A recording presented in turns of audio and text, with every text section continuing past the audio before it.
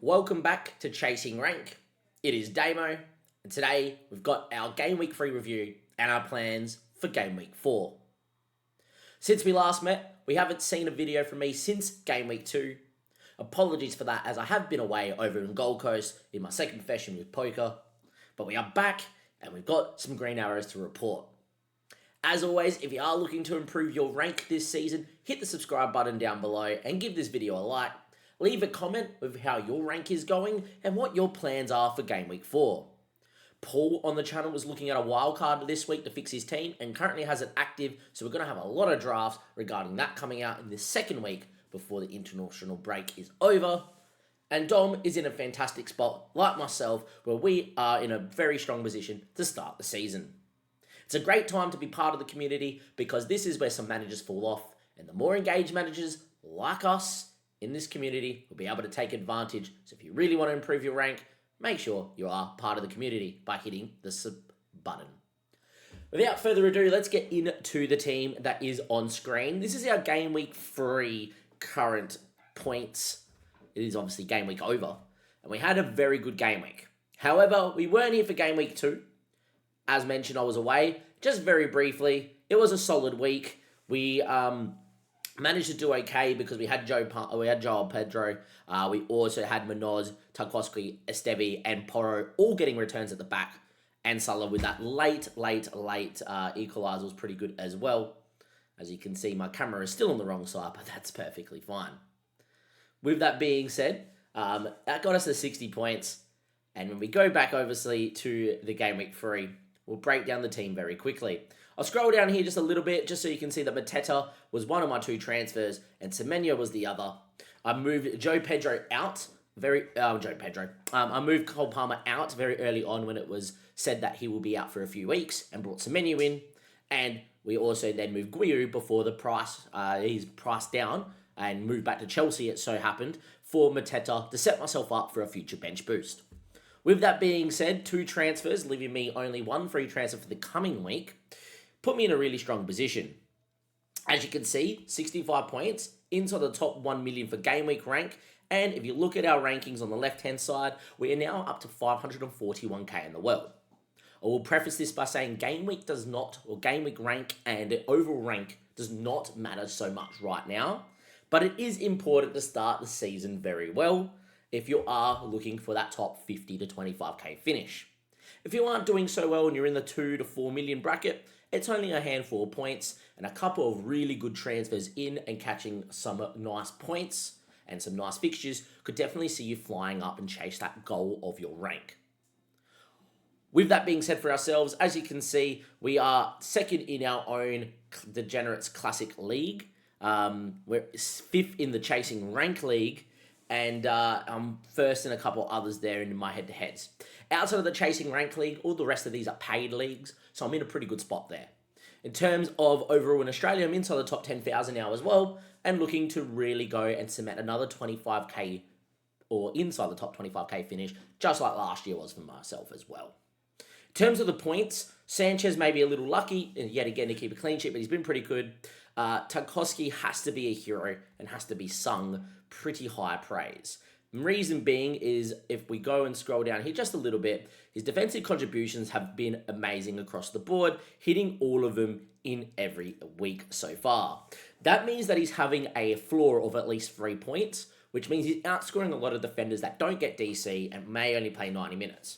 If those defenders then concede more than 2 goals or get a yellow card, they're looking at 1-pointers. Where Tarkowski, at the minimum, is looking at a 3-pointer, and he has been great, especially over the likes of Murillo and Milenkovic at Forest, who would have been direct competition at the start of the season. It's nice to be on the right side of that pick. Munoz looked fantastic yet again, and could have had another assist as well with Sa at the backstick missing. Pedro Porro with 4 points. Little worried he came off slightly early here, and he was just on DC yet again. One thing about Pedro Porro that I do like is I don't see his minutes really becoming a problem so much, as he played 90-90, and this one seemed to be tactical, and I think he will be fine moving forward. In terms of his DC, he got there pretty comfortably with 12 DC in this game. But What I will say is we are owning him for his attacking potential. With the fixtures coming up, you got West Ham, you got Brighton, Wolves, Leicester, Leeds. Sorry, they're very good fixtures for an aggressive fullback. And I'm pretty happy to own him. In terms of the midfield here, as I scroll down just quickly, Semenyo had a lot of chances. The only game week he's blanked in. Yet again, the curse, if you've been keeping up with the curse on Twitter, is the highest game week transferred in players seems to not do so well. And I was pretty happy bringing him in. He looked pretty good. He's got great fixtures. Reinders, yet again, got no concerns. He's a 5.5 million mid. That's an enabler. He did well in game week 1. Caught a couple of price-wise, so that's fine. Mohamed Salah wasn't my captain this week because I did go for Bruno Fernandes at Burnley. Salah didn't look the greatest, but it was Arsenal. You know, it was a solid game, and Arsenal set up with 7 centre-backs, so is what is. But Bruno Fernandes was a player that we need to speak about because he was utterly fantastic. In this game, Bruno had his DC locked up by half-time and finished with 17 overall. And against a Burnley side that did put some pressure on United, it has to be said, in this 3-2 victory. In terms of the points and chances, he had an XG of 0.92, most of that coming from the penalty. He had an XA of 0.25, and he was very creative. He was unlucky not to get the assist when Casemiro hit the bar from 6 yards out from his free kick. Diallo also missed a volley in this game, which he set up from a set piece. He also put in a great ball to Mbeumo, who cut inside and had a well-shot effort saved by Dubravka, and there's a few returns there. He also missed a volley from the edge of the box from a corner as well, which just went past the post, and if on target, Dubravka had no chance. There was a world where Bruno had 4 or 5 returns, and like he did against Arsenal, and sort of against Fulham, as you can see from the numbers here with the XG, sort of results that he was having, he's actually creating quite a lot in this deeper role. I have no concerns. I look to hold him, and because of the DC threat he has, could be looking at a potentially good score against Manchester City. I'm still bullish that he's going to get around 200 points this season, and I don't think he's going to move anytime soon. I will say I don't think I'm going to be captaining him in the near future. Maybe in game week 7 as a differential captain, but that will depend on other fixtures that we have in the team. In terms of the front three, and I will scroll down because I know my camera's in the way, but I also have this set up for Football Manager, so I apologise. Pedro looked good. Mateta, great transfer in, unfortunately getting the yellow card. He did go down in price, I think, and then he's gone back to 7.5 million. I was away and I wasn't checking too much. I didn't particularly mind bringing him in. He looked fantastic in his other 2 fixtures without getting any of the just results. I will say, bringing him in and him immediately scoring against Villa is fantastic, and I look forward to having him for Sunderland at home, West Ham away. Liverpool, we defensively aren't the greatest at the moment, so he probably could score. Everton, even though they have a great defence, they will likely score Palace and Bournemouth. I do think Sarr missing is a little bit of a worry, but this is a Crystal Palace side that I think could finish top 6. They have other quality in other positions. Munoz is super creative, of course, for Mateta, and Mateta is the main man and on penalties. I expect him to be banging goals this season. He won't win the Golden Boot, but he'll be in the conversation for a little while, I do believe. I think he's going to be a fantastic player and would be my main transfer target if I didn't already have him in my team. What that means is we got 65 points, a game rate of 865k, and we are inside the top 550k. Lots of green arrows. I'm top in quite a lot of my paid leagues, or second in a few as well, and I think we're in a great position moving forward. In terms of the team for next week and my transfer plans, it's fairly simple. Unlike some other people that have had to use the wild card because of other issues, or they might have had Trafford and Sarr and a couple others, and they've got these injuries and people that have come in to the league like Donnarumma, etc., they are pulling the wild card. I do have to speak about one person that I am potentially looking to transfer, and that is Ollie Watkins. Ollie Watkins at the moment has blanked in all of his games and hasn't looked like scoring apart from one big chance against Palace in game week 3. In game week 1, he looked very poor against Newcastle, so did Villa. And in game week 2, it wasn't particularly the greatest game that Villa's played as either, and he didn't look fantastic. What I will say is Ollie Watkins is a proven quality footballer in the Prem, and he knows how to score in the Premier League. With that being said, he has upcoming fixtures of Everton, Sunderland, Fulham, and Burnley. And Spurs in game week 8 won't be a bad fixture because I don't think Spurs are the best defence around. So there is potential where these fixtures will line up with goals for Villa, and who's going to be scoring them? It's likely Ollie Watkins. With that being said, if you are on a wild card, it's definitely possible to go without Watkins, and I know a lot of people are doing that in the community. He's dropped in price to 8.9, and he probably will drop to 8.8, but in my own transfer plans, I'm looking to roll and trust the man that has done it before, and even though they haven't looked great at the moment, their new transfer signings in, especially Harvey Elliott, is going to allow for more creativity. Sancho out wide as well. I think goals are coming for Villa, and if they're going to come, it'll be for Ollie Watkins. And Everton, Sunderland, Fulham, and Burnley are 4 fixtures I would love to hold him for, and I will hold him until those 4 fixtures are gone. We'll head over to Fantasy Football Hub. I'll also scroll down quickly so you can see the actual team lineup. And for those listening, it is going to be Sanchez Tarkowski against Aston Villa, Munoz against Sunderland, Pedro Porro against West Ham away. So 2 really good fixtures for my back 3, which is really nice. And Tarkowski will get his defensive contributions. I've got Semenyo against Brighton, Reinders against United, Bruno against Man City. So a couple of players playing each other there, but that's fine.